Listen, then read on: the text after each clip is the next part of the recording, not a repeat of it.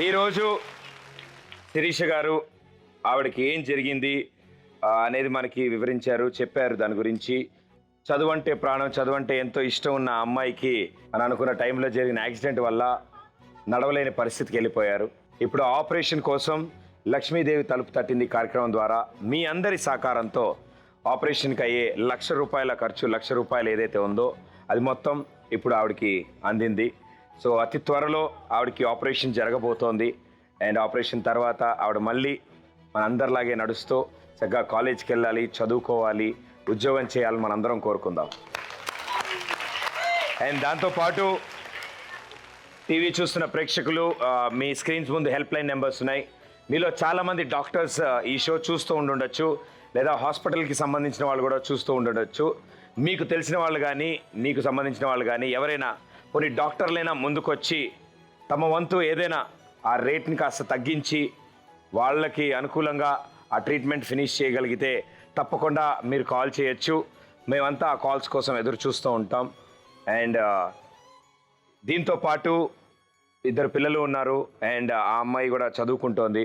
వీళ్ళ భవిష్యత్తు గురించి కూడా ఆలోచించి ఎవరు ముందుకు వచ్చినా తప్పకుండా హెల్ప్ లైన్ నెంబర్స్కి ఒకసారి లైన్ దొరకకపోయినా దయచేసి ఇంకొన్నిసార్లు ప్రయత్నించవలసిందిగా కోరుతున్నాం. అండ్ మీరు మళ్ళీ ప్రయత్నించడం వల్ల వీళ్ళకి జీవితాంతం ఉపయోగపడుతుంది. So thank you so much ముందుగానే వాళ్ళకి అండ్ మీ అందరికీ. అమ్మ, మీ ఆపరేషన్కి కావాల్సిన ₹1,00,000 ఇప్పుడు మీ దగ్గరికి చేరాయి.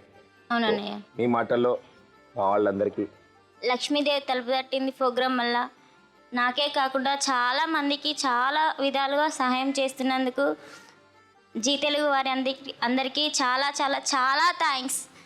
ఇలాంటి కుటుంబాలు ఇంకా బాగుపడతాయి అనుకుంటున్నాను.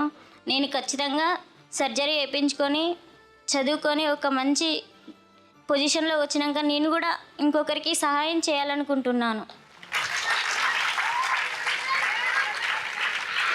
తప్పకుండా అమ్మా. సో ఎన్ని కష్టాలు వచ్చినా వాటిని దాటుకుంటూ ఇన్నాళ్ళు ధైర్యంగా ముందుకు వెళ్ళారు. ఇలాగే మీ అందరూ ధైర్యంగా ఉండాలని, అండ్ ఇక మంచి రోజులు మొదలవుతాయి ఆశిద్దాం. Okay, thanks. Thank you. Okay, ఇలాగే మరో కుటుంబంలో ఇంకో చిన్న చిరునవ్వు తీసుకురావడానికి మనందరం కలిసి మళ్ళీ ప్రయత్నిద్దాం. కలుస్తా. Thank you so much.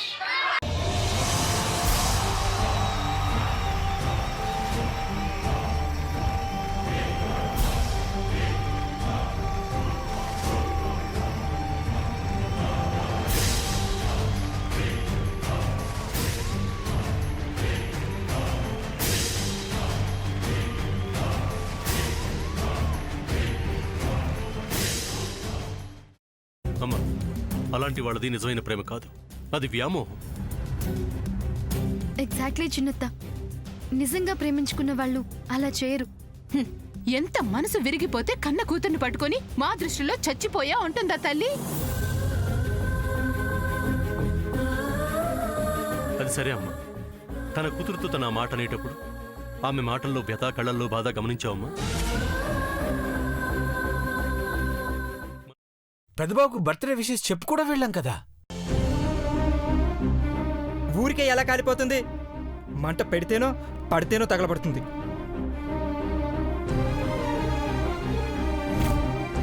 Correct చిన్నబాబు, నీకొచ్చినట్టే నాకు డౌట్ వచ్చింది. పార్వతే షర్టును తగలబెట్టిందనుకుంటా.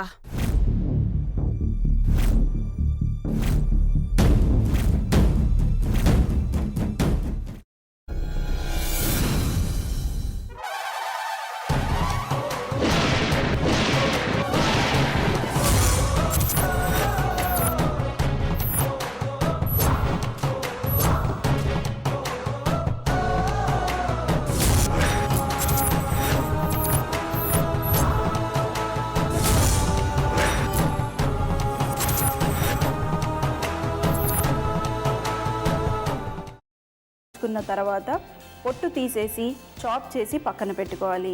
ఒక ప్యాన్లో కొద్దిగా నూనె వేడి చేసి అందులో ఆవాలు, మినప్పప్పు, శనగపప్పు, కరివేపాకు, సన్నగా తరిగి పెట్టుకున్న ఉల్లిపాయలు వేసుకుని 1 నిమిషం పాటు వేయించుకోవాలి. ఆ తర్వాత కాల్చి కట్ చేసి పెట్టుకున్న వంకాయని కూడా అందులో వేసుకుని బాగా మిక్స్ చేసి బౌల్లోకి ట్రాన్స్ఫర్ చేసుకుని అందులో తగినంత చిక్కటి పెరుగు లేదా పల్చటి పెరుగు వేసుకుని మిక్స్ చేసి అన్నంతో కానివ్వండి, చపాతీతో కానివ్వండి సర్వ్ చేసినా చాలా బాగుంటుంది.